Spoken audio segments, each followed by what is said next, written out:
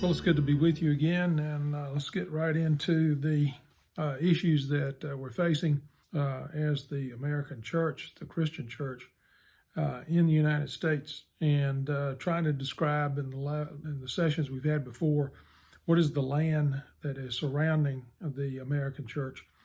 How do we describe this nation in very similar ways in which Israel in the Old Testament was surrounded by nations?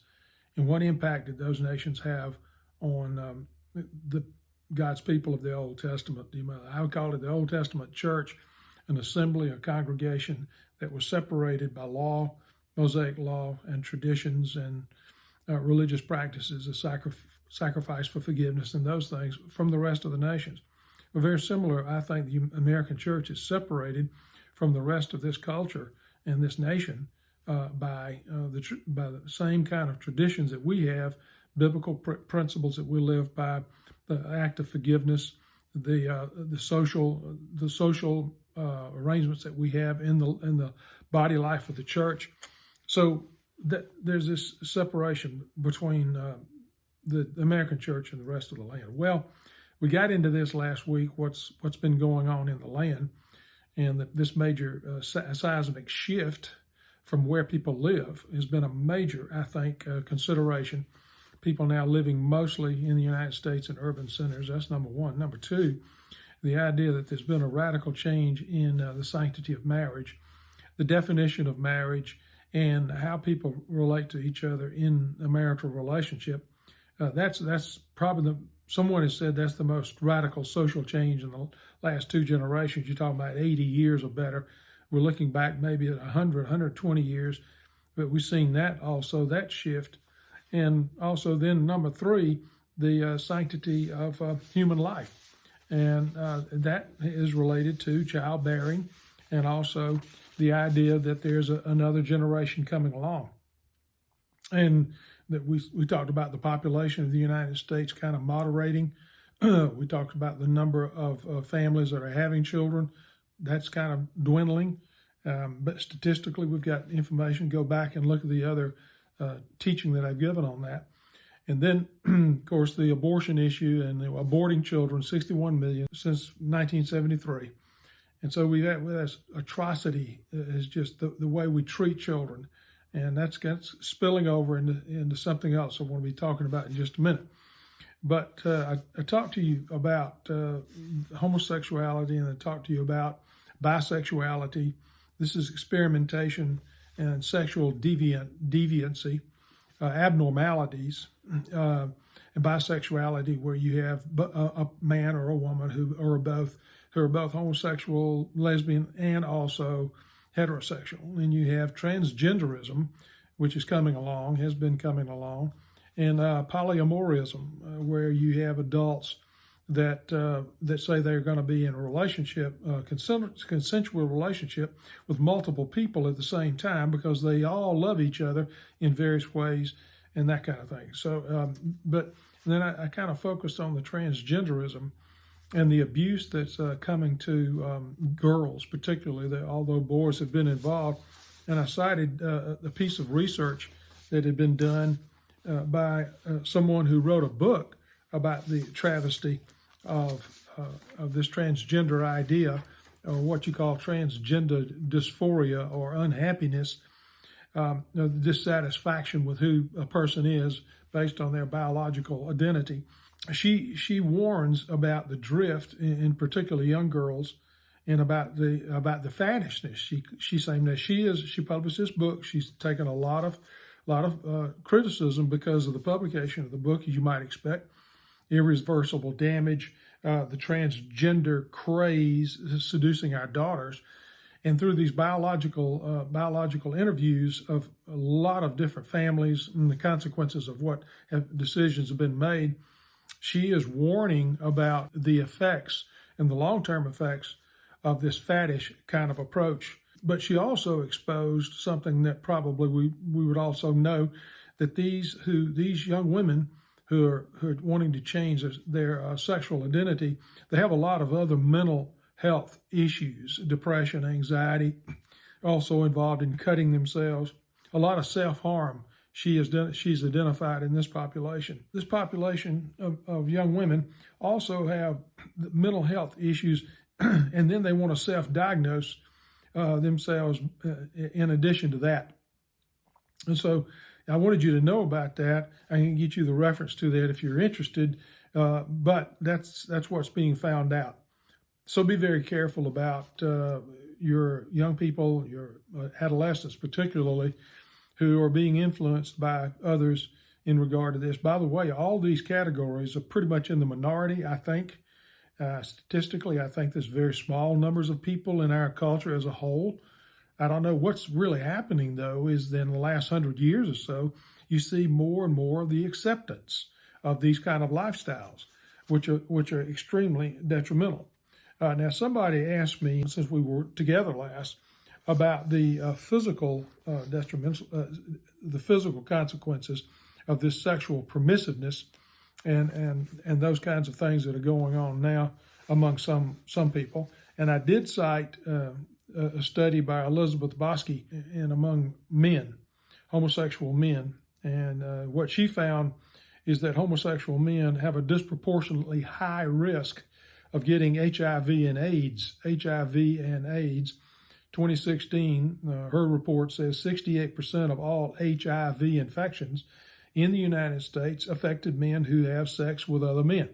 68% of all HIV infections in the United States in 2016, she found, was when men having sex with men, and then the risk was even higher among black men who are gay, who are homosexual.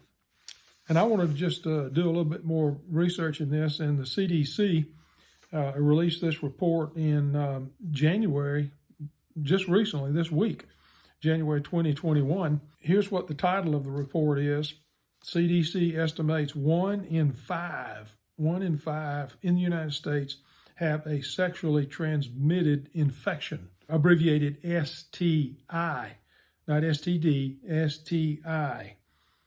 New data published here and reported by the CDC, respectable government agency. New data published by the CDC estimates that on any given day in 2018, this is about 2 years beyond what I just reported to you, 1 in 5 people in the United States, 1 in 5 have a sexually transmitted infection.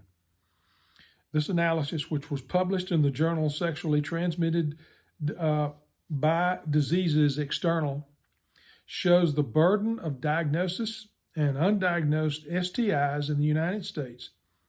And they also estimated the medical cost to this kind of infection in the population. Here's what they are reporting. Nearly 68 million STIs, sexually transmitted infections, on any given day in 2018 in the general population. 68 million, or 1 in 5. 26 million newly acquired STIs in 2018. New diagnoses among new recipients. Nearly 1 out of every 2 of these STI incidences in 2018 were acquired by people, newly acquired, in ages 15 to 24. Here's the cost they're estimating, the medical cost. The direct lifetime medical cost resulting from STIs acquired in 2018, $16 billion. $16 billion. Here's a quote by the one who is the director, Jonathan Merrim. He's the director of the CDC's National Center for HIV, AIDS, viral hepatitis, STD, and TB prevention. He says this: the burden of STIs is staggering. At a time when STIs are at an all-time high in the United States, they have fallen out of national conversation. Yet, STIs are a preventable and treatable national health threat with substantial personal and economic impact. There's an urgent need to reverse the trend of increasing STIs, especially in the wake of the Chinese virus, which has affected many STI prevention services. And this report goes on to say that STIs have a serious health consequence.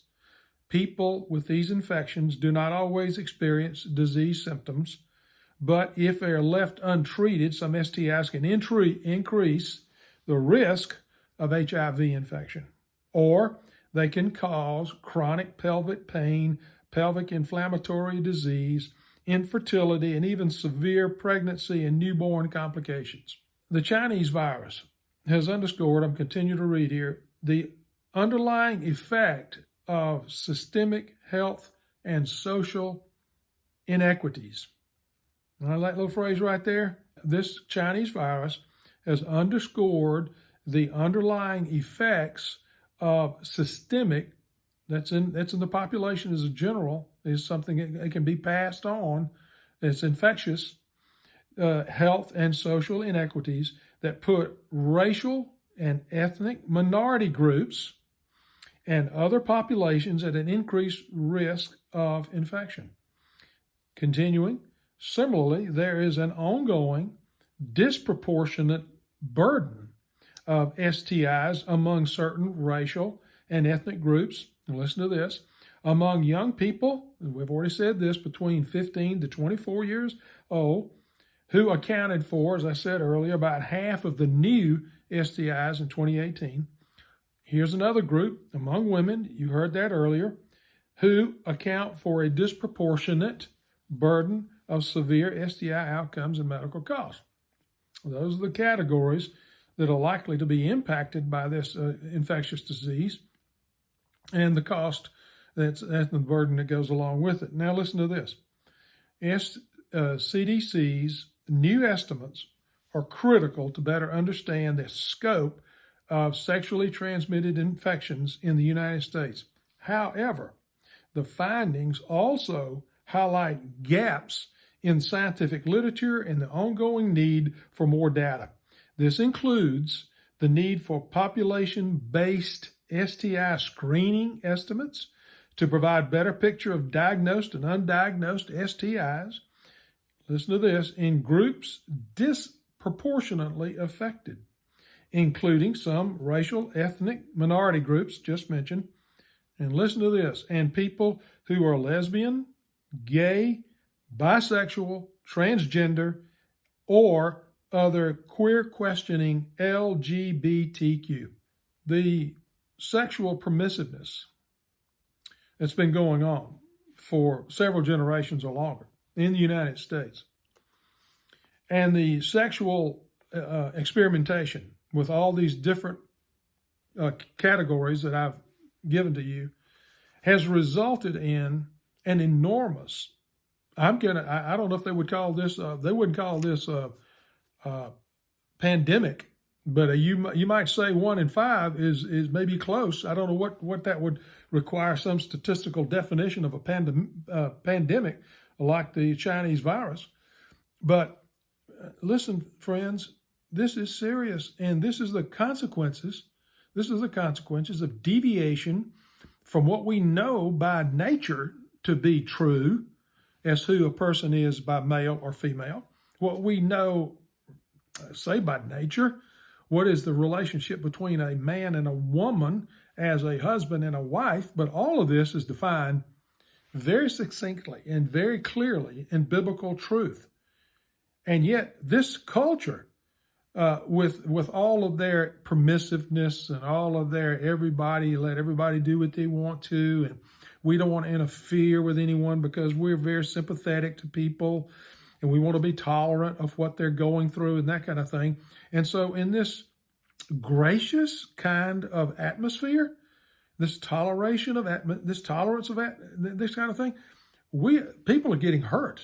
They're getting seriously hurt. And so the church needs to be more proactive in speaking the truth in love. We're not criticizing these people. We're not finding fault with these people. I'm not trying to do that.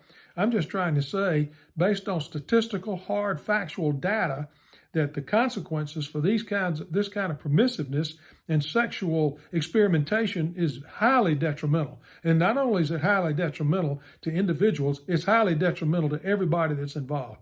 And it can be unknowingly spread throughout the population. Somebody asked about that, and since last time I gave you that information, and so I wanted to kind of bring, and listen, you can do this too. I mean, we've got tons of information in internet. You know, I mean, we can just, all these publications, you can do this research too. I just maybe saved you a little time. Now, I just want to go back just a little bit to the transgenderism and the confusion there is among some in our population in the land, hopefully not in the church, but in the land, hopefully not in Christian families. But in the land, there's great confusion in some over who they are biologically. And we know that. Well, and this is like a week old. You can get this information too. And our government doesn't help. And I'm not affiliated with any political party. I cast a vote on a candidate based on the issues, and the issues that you might as well already, and you probably already know the issues that are going to important to me is the sanctity of human life, the sanctity of marriage, and one we're going to talk about in the future is going to be the law. What is the law? Define that. Well, I just want to make a few other comment about transgenderism. President Biden signed an executive order tasking the government with redefining all its policies and regulations regarding discrimination based on sex to include gender identity. Discrimination based on sex is clearly defined, I think, back in 1964, federal non-discriminatory acts we made is male and female. But now, no, it's going to be gender identity. So the government wants to add that to the law. I don't think you can add it to the law unless it becomes a law through Congress. But anyway, the executive branch is going to try to do this, I guess, without consent from Congress. But anyway, which means that men who identify themselves as women can't be excluded from using all services and amenities reserved for women. And here's something else. This just happened recently. The Speaker of the House, Nancy Pelosi, and her fellow gender-inclusive enthusiasts have taken a bold, much despaired move to erase language that expresses the reality of familial relationships in the family. In the name of inclusivity, include everyone, words such as, quote, father, mother, son, daughter, brother, sister, uncle, aunt, cousin, nephew, niece, husband, wife, son-in-law, or daughter-in-law might be, I don't think it's been done yet, but the idea is it could be erased from all U.S. House of Representative proceedings. If pursued, then this scrubbing of gendered words from public communication in concert with other trans-inclusive initiatives will prove a seismic shift, possibly in our culture. The article I got is from Epoch Times, and you may want to look into that publication, and it's by Kimberly Ellis. She did her research here, and she says that House Speaker Pelosi and all associates are generally echoing a socialist feminist ideology that was articulated by someone named Firestone, Shula Smith Firestone, in 1970s. That goes a little bit what I'm saying. This is not news, but the seed has been planted. Here's a quote from what she said. It has become necessary to free humanity from the tyranny of its biology, continue the quote, and eliminate the sex distinction itself, so that genital differences between human beings would no longer matter culturally. A genderless society.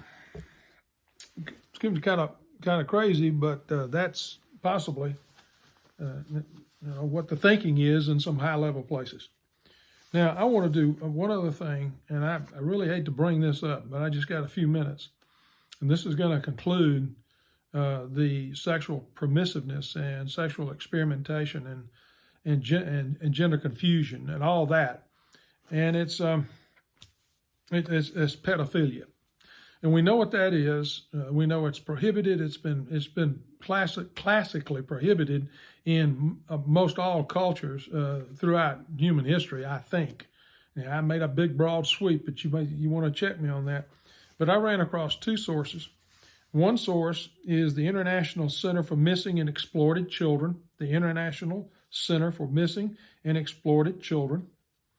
And in the conclusion of that article, published in May of 14, it says the international implementation of programs, and they name that, will be limited, and pedophiles will continue to be stigmatized in society. In other words, these programs that they're recommending back then in 2014 would possibly help that, pedophiles quit doing what they're doing. But the word stigmatized says now that, I guess, pedophiles, even in 2014 and even before that, were stigmatized. They had this label, and should they not be called that because that's their practice? And they're going to say, now let's be clear, this is not to say that pedophilia should be condoned, but rather to suggest that the negative impacts of pedophilia possibly be mitigated with support and treatment to help them cope with their sexual preferences and or refrain from acting upon their sexual desires toward children.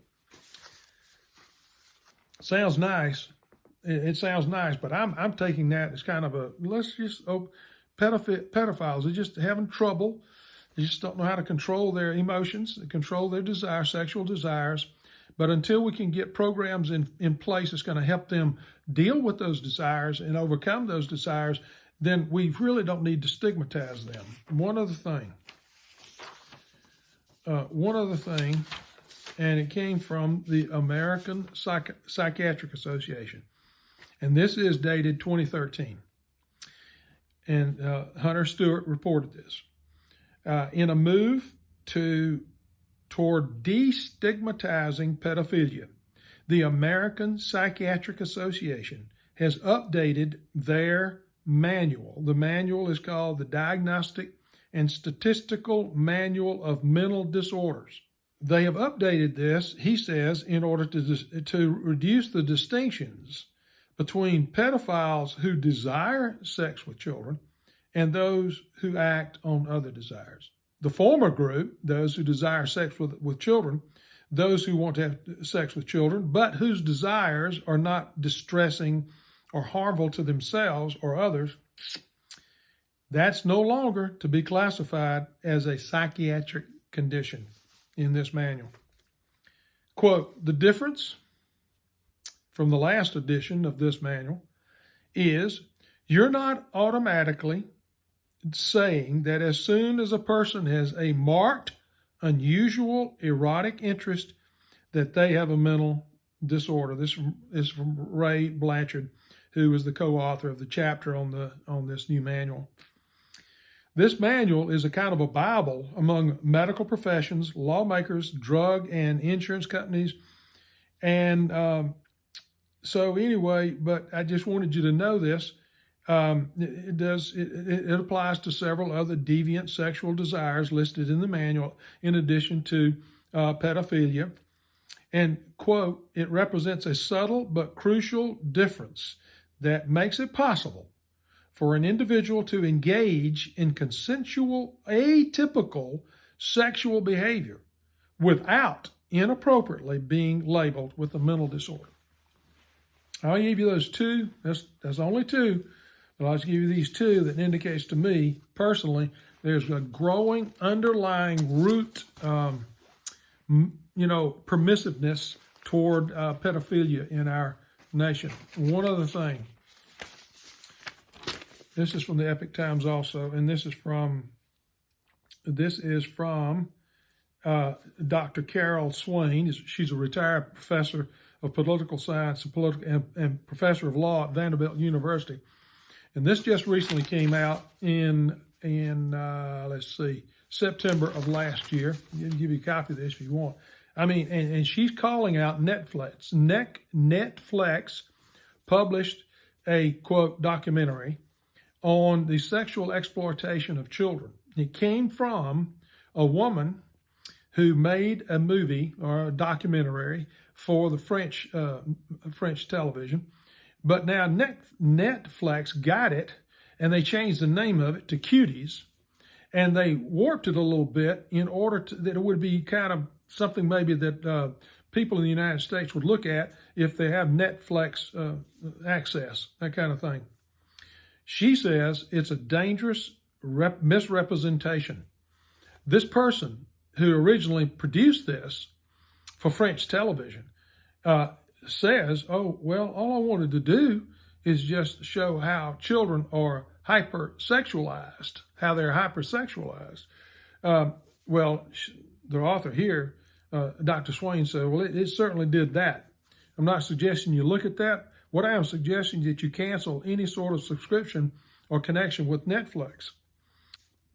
She says what Netflix has done is no better than if you have a major TV network air an X-rated film and then defend it as a morally important tale to show virtuous qualities. It's creepy, she says. She says it's sick and it's demented. Very strong words. I agree with her. Netflix, she says, is hoping that this would just kind of blow over. They did receive a lot of condemnation from a lot of different sources. But I guess they're going to just, hopefully it just passes over. And the American public, will continue to subscribe, and they'll continue to be a part of, whatever they produce.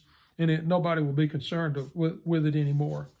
But in our local paper, and also she cites this too, there's probably not a week goes by when one of our law enforcement agencies uncovers children that have been abused, children that have been kidnapped, children that have been taken into custody by some perverted people, and they're using them against their will, of course, against their will in this sexual perversion that's going on with young children. The sexualization of American children is nothing new. She reported in a book that she wrote earlier and co-authored by a friend of hers. We alerted readers back then in 2016. We alerted them of the aggressive agenda in the public and private schools.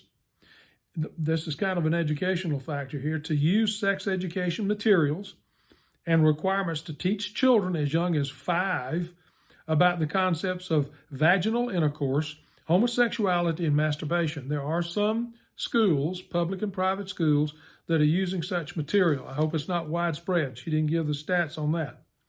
She said she calls this junk, but it's out there, and she wants us to know about it.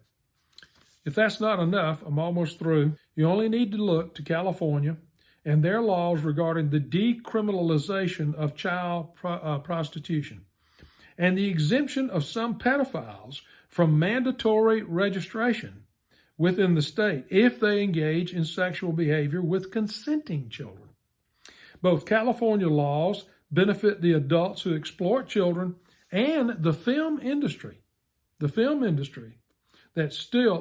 we found out were abusing women in the Me Too movement. And so she also cites the HBO's film that came out, Showbiz Kids, and the personal testimony of adults who were children in show business and how they were abused in many ways during that period of time when they were children in show business. So you got Hollywood, you've got states, they got a thing. I don't know, y'all. It's terrible. So I wanted you to know about that. That's sexual permissiveness and sexual confusion. It's just the way this. I want to, there's so much good going on, and so much good going on for our children. There's great educational institutions. There's wonderful education for our children, and we just need to be careful that these ideologies here don't creep into our culture. They're already here, but you need to be careful about your own children, your own grandchildren, and friends of yours. And you need to be careful about these teachings and maybe health education and those things that can creep into the schools. Just be aware of what's going on, and that's the landscape right now, as best I can define it. And I'm not of any political persuasion, I'm just saying we need to be careful as the church in America that none of these things seep into the church and we don't become permissive, we don't become tolerant. We do become forgiving. We do become gracious. We also tell the truth and how people then can know the truth and be free in Christ. And I just want to read this before we go. I just thought of this, and it was sent to me just today. And you know who is really there's a lot of people that's being abused about all of this that's going on. I know I'm running over a little bit, but if you can just give me some time here. Psalm 139, you know this real well, hopefully. Read the whole thing, please. But I'm going to jump into verse 13. The author, David, says that the Lord God formed him in his inward parts. He wove him in his mother's womb. He gives thanks to his Creator because he is fearfully and wonderfully made. Wonderful are his works, he says. My soul knows it real well. My frame was not hidden from you when I was made in secret and skillfully wrought in the depths of the earth. Your eyes saw me in my unformed substance, and in your book were all written the days that were ordained for me, when as yet there was not a one. This is the preciousness of life and conception of a human in the body of the mother, of hopefully a caring mother and father and husband and wife. And that is the design. And children are precious to us. But as I said last time, all of these perversions, there's no real interest in children. And children are to be exploited. Children are to be used. Children are abused. Children are murdered. What is wrong with some people in our culture? So the church, to me, is the consciousness of this land. And we must speak out clearly. We must speak out lovingly of what the truth is, sanctity of human life, and the value of our children. Father, give us the courage as your people to do that in a loving way and help people realize the difficulty that they're in by, if they haven't recognized the mental, emotional, and physical trauma that comes from disobedience to your moral law. In your Son's name I pray. Amen. Thank you. Hope to see you soon.